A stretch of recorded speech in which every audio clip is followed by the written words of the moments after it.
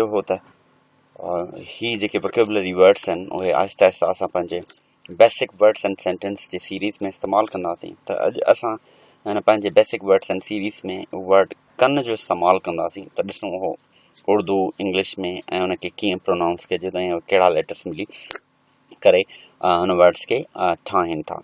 जेकॾहिं अञा ताईं तव्हां हिन चैनल खे सब्सक्राइब न आहे कयो त वधीक वीडियोज़ जे लाइ ऐं वधीक जेको आहे न लर्निंग्स जे लाइ हिन चैनल खे सब्सक्राइब ज़रूरु कंदा। रेड बटन कॉर्नर ते तव्हां ॾिसंदा उनखे क्लिक ज़रूरु कयो त जीअं असां वधीक खां वधीक जेको आहे न videos and series of videos जेको आहे न शेयर करे सघूं। Red button subscribe. ओके, जेकॾहिं तव्हांखे कॉमेंट आहे या को सजेशन आहे तव्हां हिन वीडियो खे कमेंट बॉक्स में ज़रूरु लिखंदा। अचो त ॾिसूं बेसिक वर्ड्स एंड सेंटेंस में कन जो इस्तेमालु। कन कॉम्बिनेशन आहे सिंधी में ॿिनि लेटर्स जो काफ़ कुतो ऐं नून नथ जो। हिन खे काफ़ी ॿियनि वर्ड्सनि में बि जेको आहे न असां इस्तेमालु कंदा आहियूं जेको कंबाइन करे वर्ड कन जो इस्तेमालु करे थो। हाणे कन कीअं हूंदो आहे जेकॾहिं असां उहे नाज़रीन जेके सिंधी सां वास्तो नथा रखनि कंहिं ॿी ॿोली सां रखनि था। कन is the Sindhi letter which is a combination of ka and noon which gives the pronunciation of kan. Now kan, what exactly it is in English? In English it is a ear. You can see in the image ear. Okay, and Urdu में जेको असां हिनखे चवंदासीं कान, जो ये combination है 3 letters का काफ अलिफ नून जो combine होते हैं these letters and they form one word.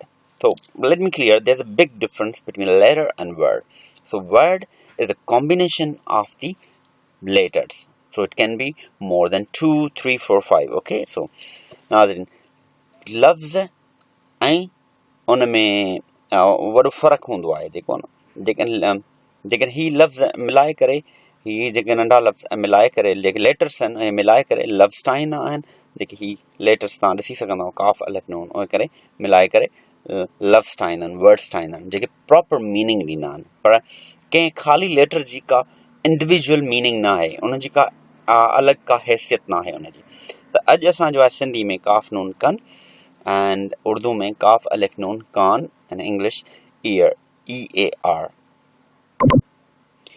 जुमलनि में कीअं इस्तेमालु थींदो तव्हां ॾिसी सघो था। ही कन आहे, ये कान है, दिस इज़ अ ईयर। असां हिते जेको न एन जो बि इस्तेमालु करे सघूं था। दिस इज़ एन ईयर, असां हिते एन जो इस्तेमालु कयूं छा करे हिन जे अॻियां वॉवेल आहे, त तंहिंजे करे this is an year. Okay, पर जेकॾहिं असां सिर्फ़ु आर्टिकल को बि इस्तेमालु करे सघूं त हुनजो ए बि असां इस्तेमालु करे सघूं था। So it's not big, but हमेशह वॉवेल सां गॾु एन जो इस्तेमालु थींदो आहे।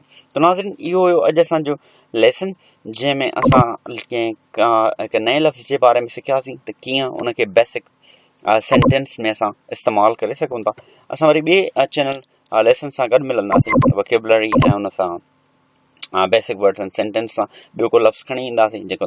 पर इहे तेसिताईं क़रामत न आहिनि जेसिताईं तव्हां हिनखे पंहिंजे रोज़मर्रा जी ॿोली में इस्तेमालु कयो। जेकॾहिं टीचर आहियो त तव्हां पंहिंजे स्टूडेंट्स खे सजेस्ट कयो। जेकॾहिं तव्हां स्टूडेंट्स आहियो त तव्हां पंहिंजे इर्द गिर्द या मुंहिंजे जेके वोकेबुलरीज़ में आहिनि उहे वोकेबुलरीज़ मां वर्ड्स कढी पंहिंजे सेंटेंस या कॉपी बुक इस्तेमालु करे उन्हनि ते प्रैक्टिस कयो।